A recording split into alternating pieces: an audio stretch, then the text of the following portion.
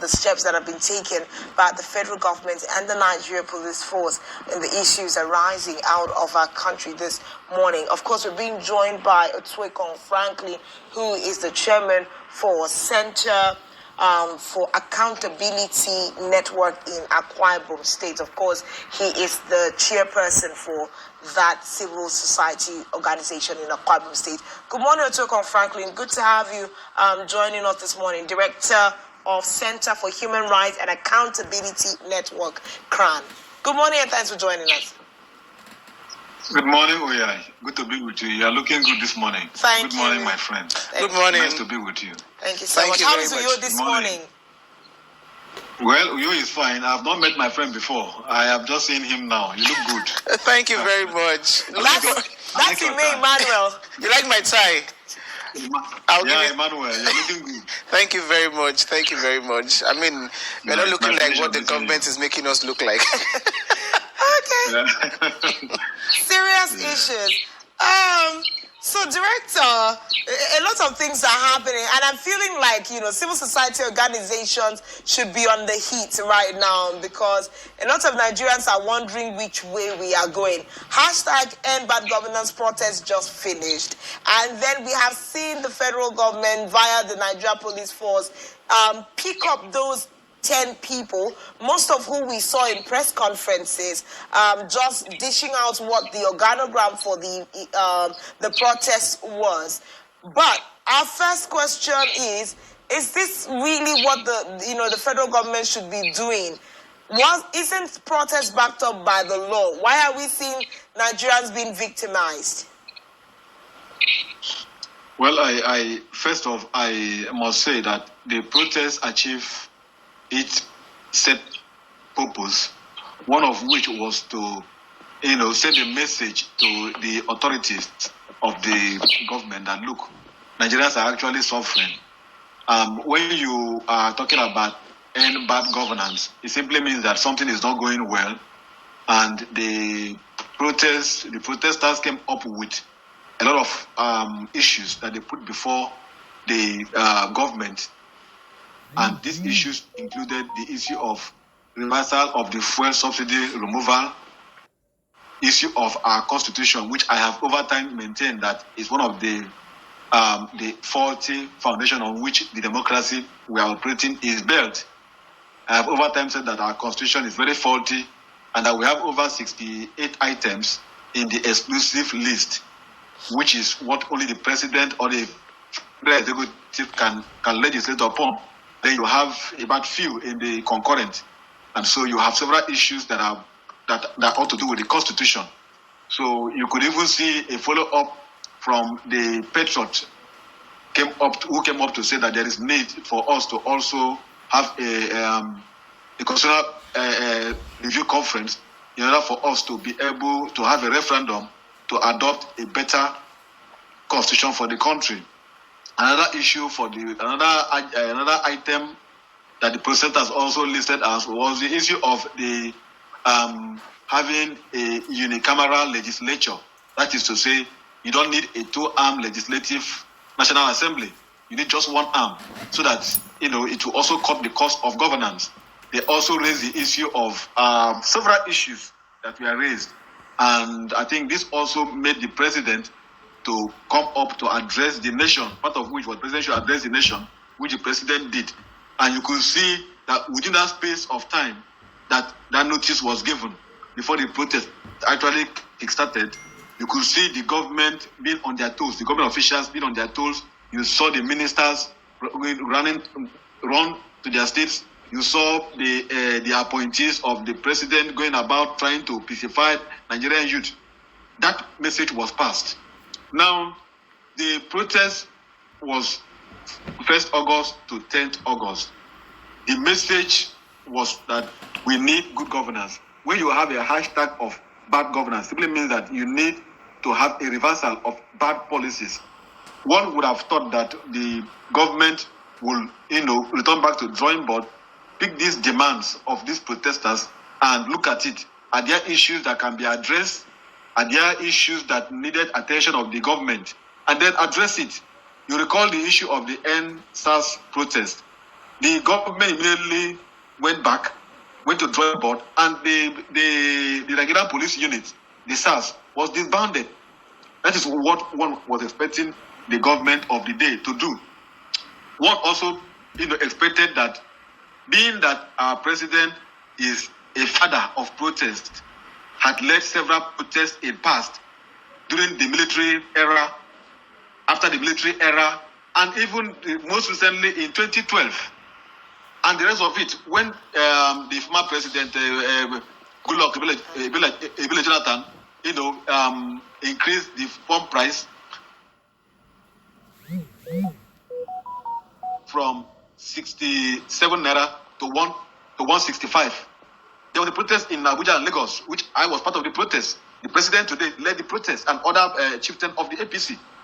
Nobody was, framed up. Nobody was arraigned. Nobody was, persecuted or prosecuted. And that is part of that protest is what led to the change in government in 2015. So one would have thought that the president, being a father of protest, being one who understands the matrix, the calculation in protest, would simply, address the demands set before him by the youth, by the protesters, instead of beginning to pick them and beginning to prosecute them and persecute them. What we are seeing today is completely persecution. Section 39 of our Constitution guarantees the freedom of speech. Section 40 guarantees the freedom of assemblage. 41, the freedom of movement. And so, in fact, look at the way it was even done. For the first time in the history of Nigeria, where you will have the government will go to court and obtain court order to restrain protesters to be in a particular location. It happened in Abuja. It happened in some states. That wasn't a protest. That was like a teleguided kind of protest. The freedom of movement guaranteed by our constitution was completely restricted. So I think that what we are having today, is completely persecution. The president should address the issues that were raised by the protesters. I don't want to go into the matter that is in court.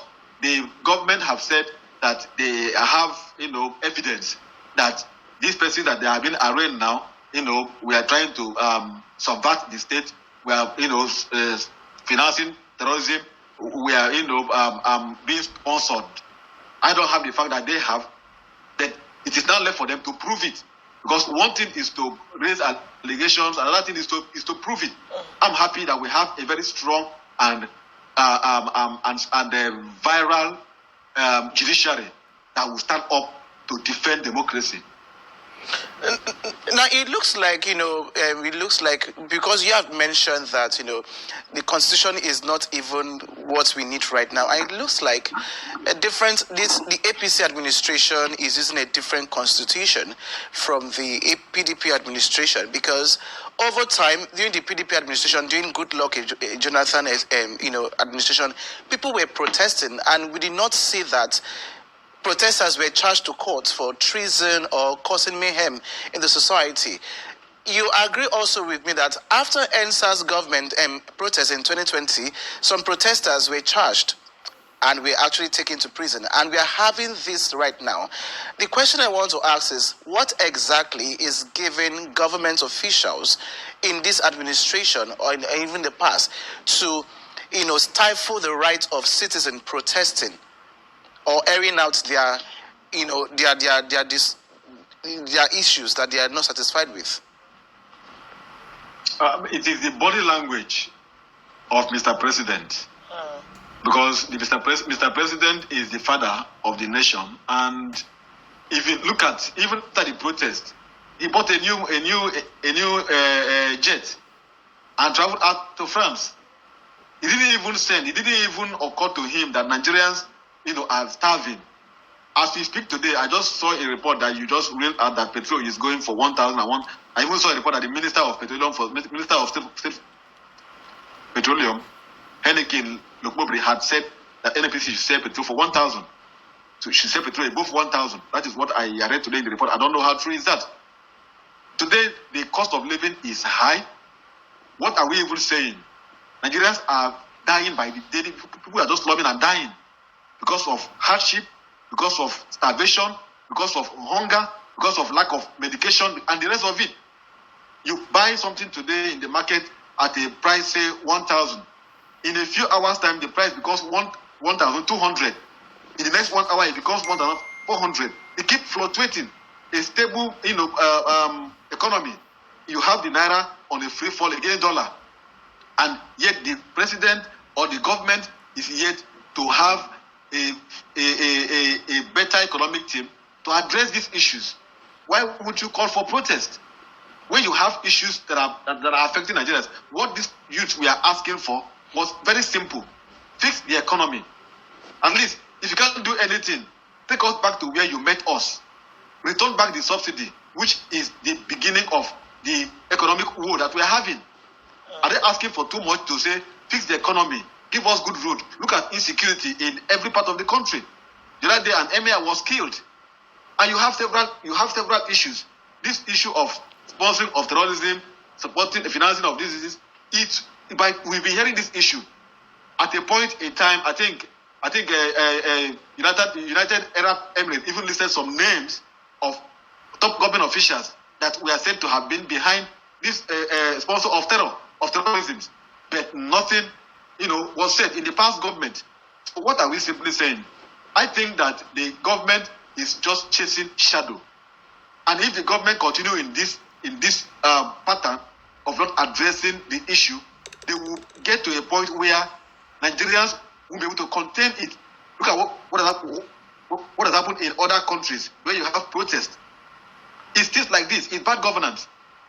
So there is need for the government to sit up. Within 1 year of the President Bola Ahmed Tinubu's administration, we've had several either strike by the Nigerian Labour Congress, or protest by Nigerian youth, or strike by doctors, or strike by the ASU. So this keep reoccurring.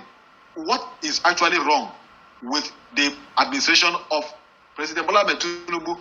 I think that the president might have good intentions, but those who are manning the economy, those who are helping him to implement these policies, are not doing it sincerely.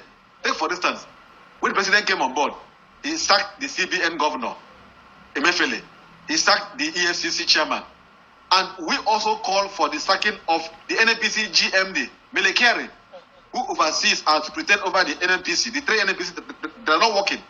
And Melekere kept giving us a date for the full operation of the refineries. Up until yesterday, we now saw that the NNPC now said that they are running, that they are getting low importation because of the fund, the debt. So all this while they've been giving us false hope, deceiving Mr. President. So what are the youth asking for? Reposition this sector. Let the petroleum sector be effective. The President is the Minister of Petroleum. If, for instance, Uyai and Emmanuel, you are employed by Spectrum TV to do what you're doing, and in more than 4 years, you are unable to produce a single news item or a single commentary or a single, program like this, are you still fit to be there? That is the question that is still bordering on the issue of Melekere and his team. You had Melekere appointed in 2018 as NNPC GMD. He has not been able to refine a liter of petrol in the three major refineries of this country, and yet he's putting billions of naira to, on thorough maintenance on a yearly basis, and people are kept there, and people are being paid. You saw when we had the Dangote refinery came on board. You saw how it almost being killed until Dangote himself came out to accuse the NNPC and the cabal in the sector. Who are these cabal? Are they foreigners? They are Nigerians. What is more of sabotage than people who are working against the interests of Nigerians? What is more of terrorism than people who are killing Nigerians slowly? So that is the point. The economic team of the president need to do more. Melekere has to go for us to have a stable, refined product in the country. You don't have a crude oil that you export and you only go and buy with the foreign currency, and then bring back and tell us landing costs and tell us that market forces will determine how it will be sold. That is where we are today. That is why we have these issues. So you continue to have protests until Mr. President address the issue. What they are doing today, they are simply treating malaria, whereas the issue we are having is epilepsy and kwashiorkor.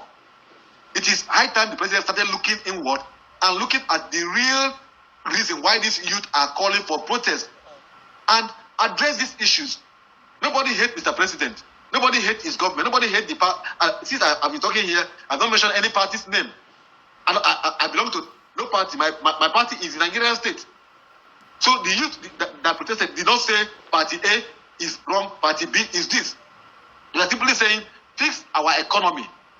And simply as that, you can have students today being kidnapped from hostels.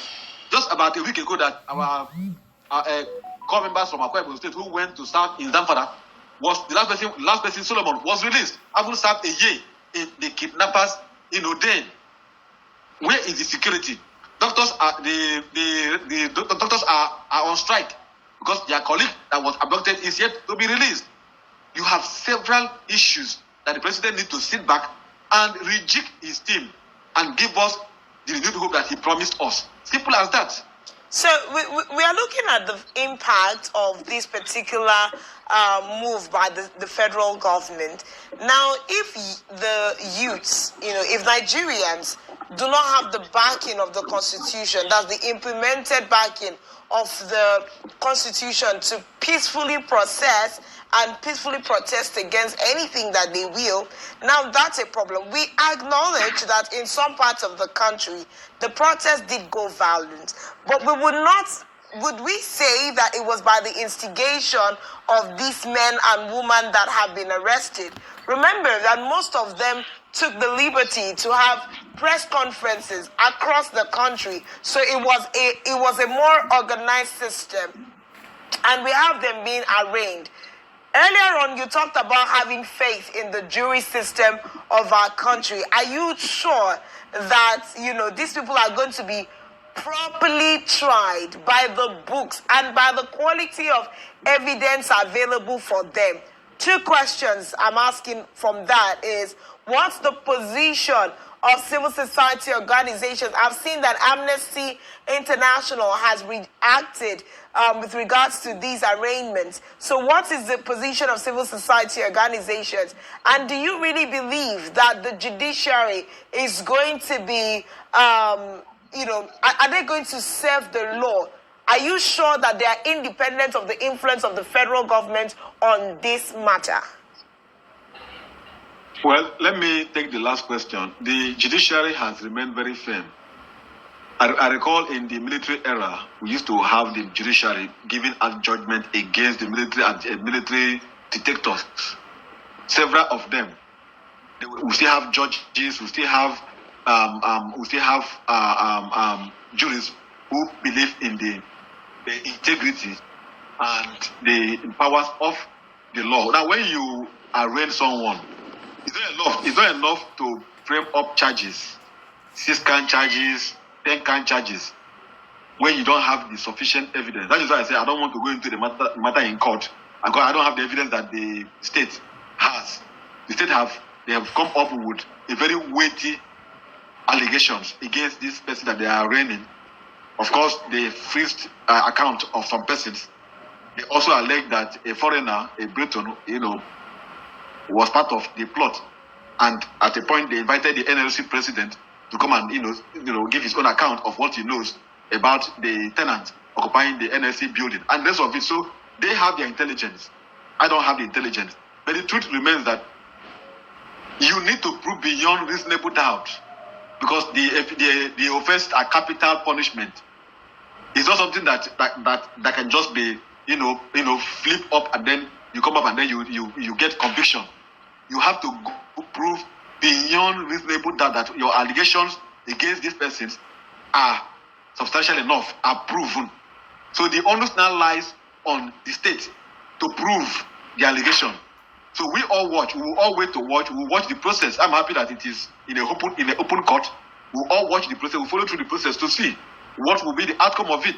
But the truth remains that, like I have said before, had Mr. President, had the government addressed the issue of hunger, had the government addressed the issue of bad governance, had the government addressed the issue of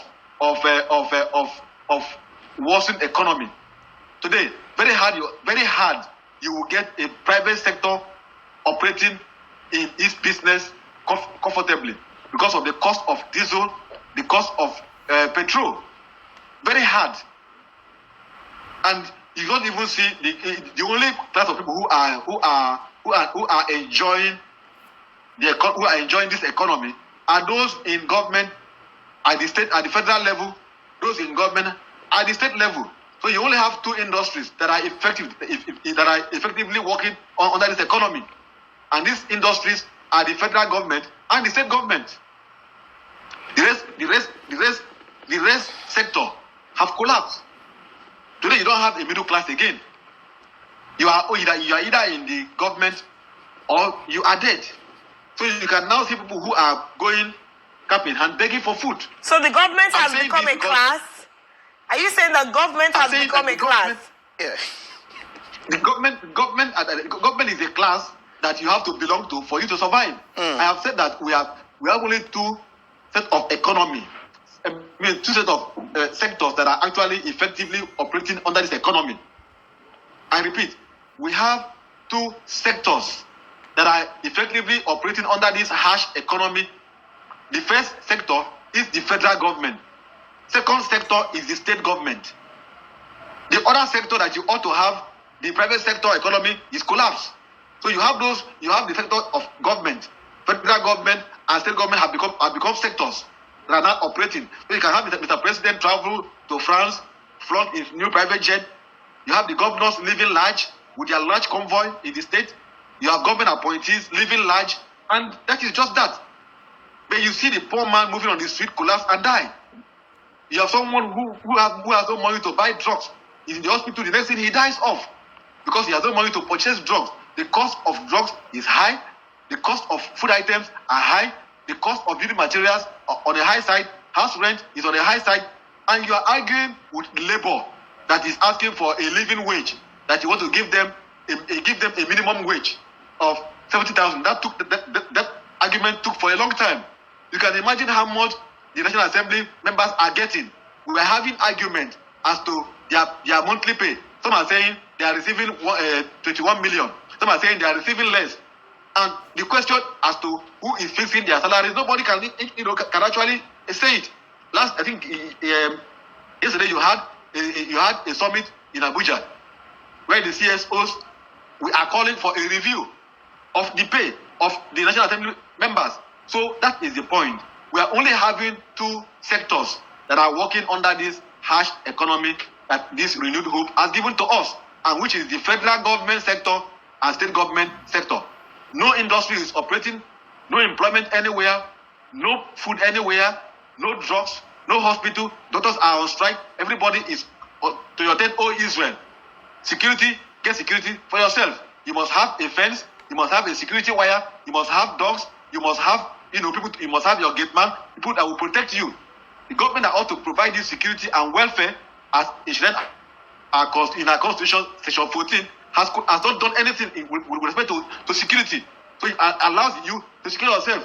The last time I saw a report of I think one of the northern states where the citizens had to now be the ones to go after bandits to rescue their persons who were abducted. Where then lies the laws that put the security of citizens in the hands of the state. You are traveling on the road. The road is almost safe. Bandits are on the highway kidnapping people. Upon that, you still have bad road network. To travel from Akwa Ibom to Port Harcourt, you will spend a journey of 1 hour 40 minutes. You will spend 5 hours because of bad road network. You are traveling to Calabar, it's a no-go area. You are traveling to Abia State. So we are just locked down. Federal highways have collapsed, and we are just there. And yet you have a government that is living large in Aso Rock, living large in government houses in the state. That's where we are today. Now you've listed a lot of problems that Nigerians would actually air out their agitation against. Now, with the constant arraignment and prosecution of peaceful protesters in the country, do you think that this is going to shut Nigerians up from actually airing out their grievances, or is going to make them protest more? Because each time a Nigerian hit the street to make a peaceful demand of good governance, it seems the government are trying to tell them, no, you cannot do this. Do you think this will rather shut Nigerians off from protesting, or Nigerians will still be able to hit the streets to protest? I can assure you that though we are operating a civil rule, mark my language, Nigeria is operating a civil rule, not a democratic rule. Because under a civil rule, you have people who have military mentality, who do not obey the rule of law, who do not see the rule of law as supreme, who sees the might of the state as supreme. So that is where we are. We are operating the rule of law.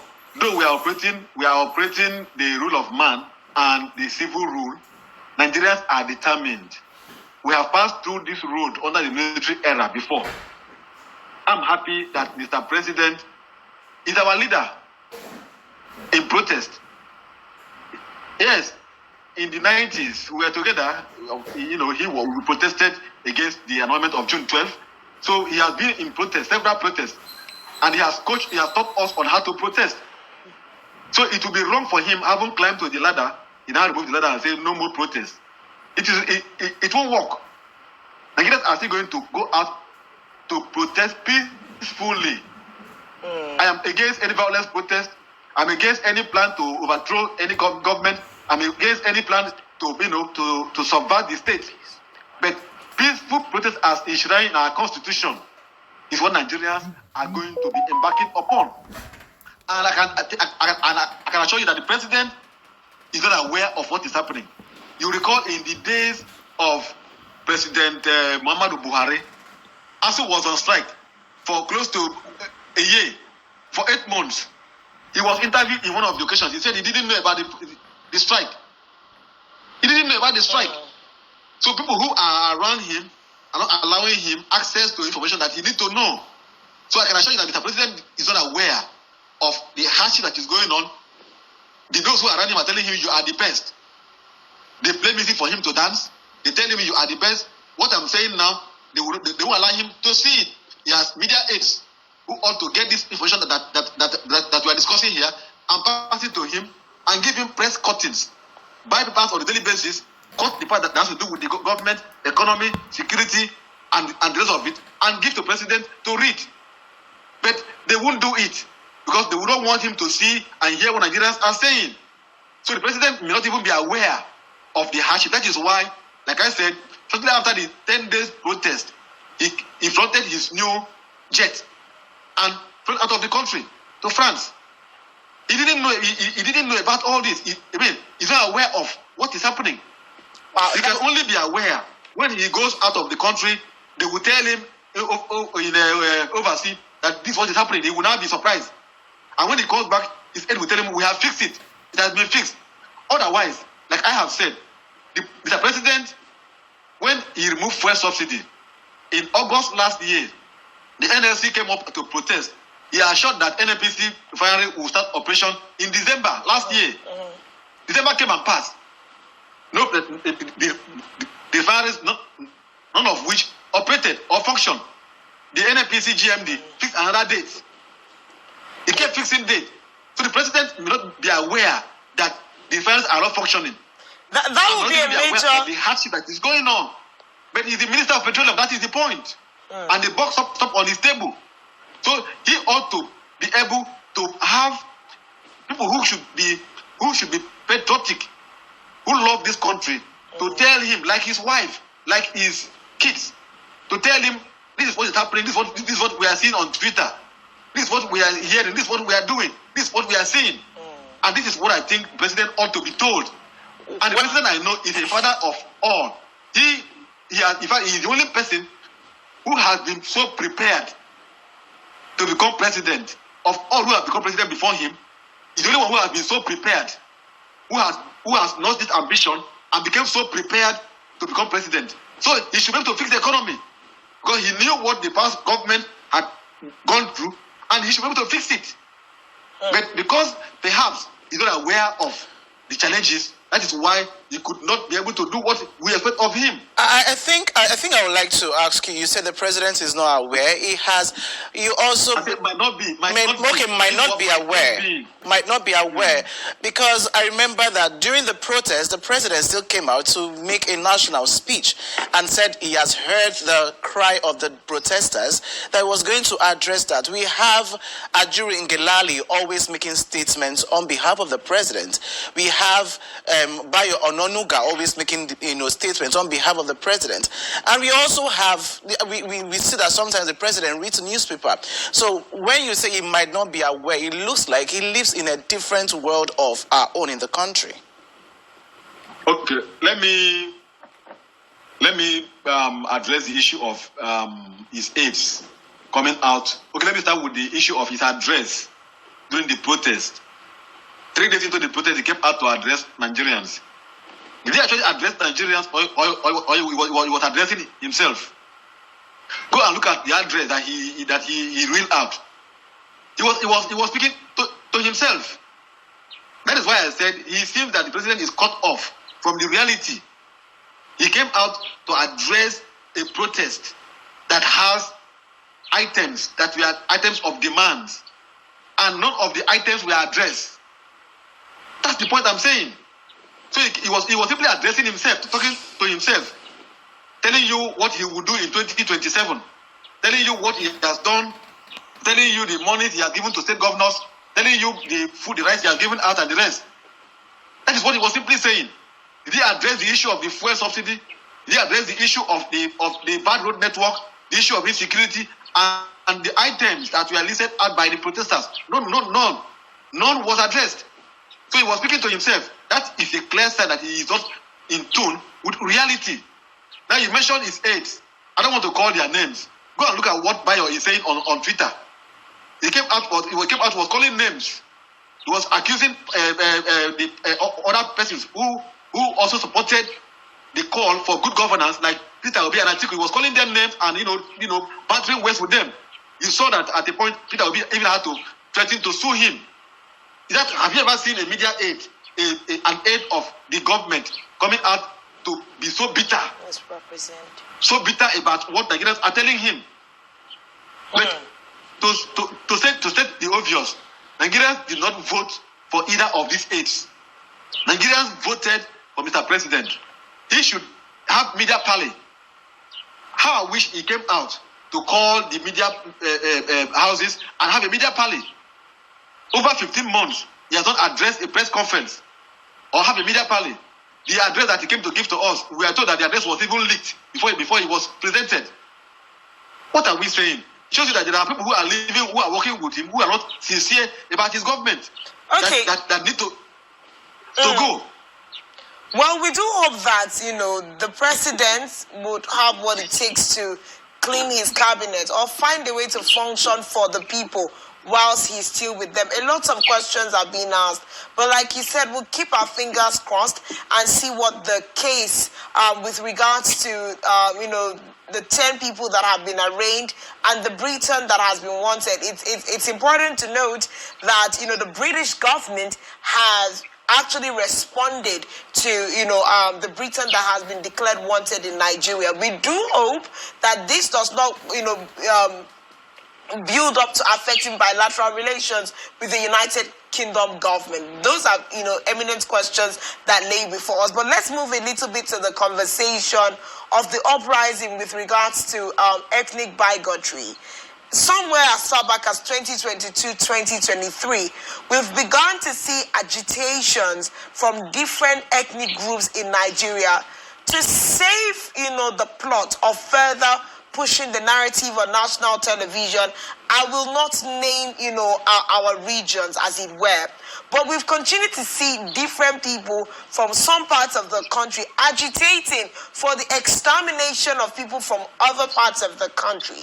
And then recently, someone, fell into the trap on social media content creating and then called for the extermination of, the Yorubas and the Benis, which is a build-up and reaction to several years now of bigotry against her own people. It doesn't give grounds for her statement. But here we are. It's a rising problem. What do you think is giving birth to this issue that we see in our country? So let's address bigotry, ethnic bigotry for a moment. You see, it's a sad one that we are in the 21st century and we are still talking about bigotry, we are still talking about ethnic hate. I recall before the 2019 elections, you had some prominent persons in Lagos State, for instance, who came up to challenge some ethnic groups to say they are not from the state, that they should leave the southwest. You even had in the north, where some prominent Nigerians were mentioned or came out openly to accuse some ethnic groups. So you have this ethnic distrust and ethnic bigotry because the Nigerian state has not been able to address these issues. That lady that came up to speak, that said she will poison a particular ethnic group, she will, kill them and all of it. She lives in Canada, and today we learned that she has been arrested. If that lady were to be in Nigeria, I can tell you that nobody will arrest her. It's because the state has not deemed it necessary to address these issues. So you continue to have this growing ethnic mistrust, suspicion amongst ethnic groups. When a government came on board, the question would be who is the president, from which tribe? And then the question would be why are the service chiefs appointed from one ethnic group? Next one will be why are social persons appointed? Then next thing they will say the appointment the government is practicing nepotism, is practicing tribalism. Contracts are given to one particular ethnic group because the state itself seem to be tolerating this ethnic bigotry. But it's a sad commentary, it's condemnable. In our constitution, you are free to move to anywhere, you are free to live anywhere, do business anywhere, and within the country, within Nigerian state, the law allows you can go and live in the north and do business. You can live in the south and do business because our constitution is what unites us, is the basis for us to exist as a state, as a nation. But sadly, the authority that ought to implement, that ought to enforce the powers of the constitution seem not to be interested about it. All they seem about doing is to grab power, and after which they allow Nigerians to struggle with themselves. It's a sad one. It's condemnable. Ethnic bigotry is condemnable. Ethnic hate is condemnable. I encourage inter-ethnic marriages. I encourage inter-ethnic relationship. This is what it used to be. In the years past by, we used to have people from the north come to marry people from the south, and this encourage unity. That is one of the reasons you have the NYSC, so that people are posted across the country. That is it, so that you don't have someone from a particular state serving in his own state, but is posted to go elsewhere to stay for 1 year, and in the course of that service, he is contributed to that particular area. He could even learn the language, learn the tribe, learn the business, and he could even marry there, and do business is there. That is what is the basis of the NYSC, which today has been almost destroyed. So I am simply condemning it, and I'm saying that the government should be able to stamp its feet on its ground and ensure that should anyone, no matter how highly placed, you saw what happened in the last election of 2023, where you have some persons in Lagos State entering people's homes, entering the popular market, where a particular ethnic group are populated in doing business, trying to send them away and asking them to leave the state. At a point in time, a particular Oba in the west, I don't want to call the state, asked that the people of a particular tribe should leave their state. And that Oba is still there. How can we address this issue? Continue to increase. How can we address this issue? Because like you have established, we've had people in authority, we've had traditional monarchs of some ethnic groups instigate this against other ethnic groups. We've had politicians of no mean repute in Nigeria also voice these things. But now, the citizens also have been emboldened by the activity of some of these leaders, and they're taking on this bigotry also. So it's becoming a narrative that is widely pushed, and social media is also giving it room. How do you think we can address this issue before it, aggravates to something more serious? Did you read the reaction of one of Mr. President's aides to Peter Obi's support of the end bad governance protest? In part of the speech, there were ethnic sentiments that came up to say Peter Obi is playing ethnic card, he's trying to support, he's trying to call for this, he's doing that because he's from some particular tribe. And this is an appointee, a spokesperson of Mr. President. So that is the point. When you have government spokespersons, even seem to be encouraging such a thing, what is the body language? What does it give to you? It shows you that the state is complicit of this matter. Because the state seem not to be very proactive, seem not to be very, even when Nigerians came up to condemn the outburst of the appointee of Mr. President with regards to ethnic bigotry, the presidency never did anything about it. He was never, called to order or caution. Instead, he kept dishing out more. That is the point. So when you have people at that level of authority, pour out ethnic sentiment, pour out ethnic bigotry, what do you expect people who are on the lower level? That is where we are. So until the state, like I have said, is ready to address the issue of ethnic sentiment, to address the issue of nepotism, the issue of tribalism, you will continue to have this. And this is building up. It's building up to where you can have conflict. At a point in this, I think that was in the last administration, you had the north, the traders in the north saying that they will not bring onions and tomato to the south, and that their cows will not come to the south. And then you have people in the south saying our oil will not be used to feed the entire nation. I mean, in the immediate past government of President Muhammadu Buhari, you had it. There was a total lockdown between the north and the south, where the fruit, the items that comes from the north were stopped. And what did the state do about it?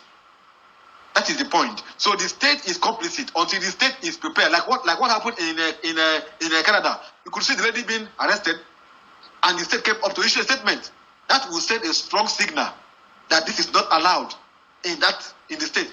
But put that lady were to be in Nigeria, I doubt if the state would have gone after her. I doubt. So how do we strengthen the structures and system that will bring us to statehood? Because it looks like, from what you listed earlier, it looks like they've been structures to bring us into having nationhood, where we will not be talking about ethnicity. You've talked about the NYC. You've talked about several things. So how do we strengthen these structures in place so that the next generation do not still come up with these ideals and narrative? It is for the government to address this issue. In fact, I would have thought that by now, the government would have come up to condemn the social media clip by that lady. I think Amaka. Yes. Would have come up to condemn it and then call for her arrest. Yes, the House of Reps actually. Yes, they sent the House of Reps actually did write to the Canadian government. That's why we have seen, the Toronto police effect the arrest, as it were. So they responded on that level. But like you said, we've continued to see even people in leadership do this, but not get apprehended. Even back here in the country. Yes. That is the point. So I look forward to seeing a state that will study its constitution and implement the letter of the constitution, ensure that the constitution is practiced, the rule of law is enforced, not rule of man. Not you don't apply laws based on the class of persons involved. You don't apply laws in that regard. Look at who is involved, and you apply certain laws. Look at who is involved here. You can waive the law. That is what seems to be happening. Selective principle of prosecution. Look at who is prosecuted. Somebody will be in government, use his pen, and steal billions of dollars, billions of naira of the state, and then finally the person will just be, given a little, sentence. And somebody is coming out to call for a better governance, and the state, had to deploy all its might to say the person has committed a crime. Well, these are the lives and times. These are the times that we live in. We are absolutely out of time, for the conversation. But as it were, you have set certain things straight. Voted confidence on the jury for us to see how they're going to go about the arraignment of the, hashtag End Bad Governance, purported sponsors, and you've talked about the part that the government needs to play in addressing the growing ethnic bigotry in the country. I do hope, like he said, that our investments in these conversations can get to the right quarters. Thank you very much, Otuekong Franklin, for coming on the show this morning and really, giving voice to the issues available in the country. My pleasure, Uyai Anema. Have a nice day. Thank you very much.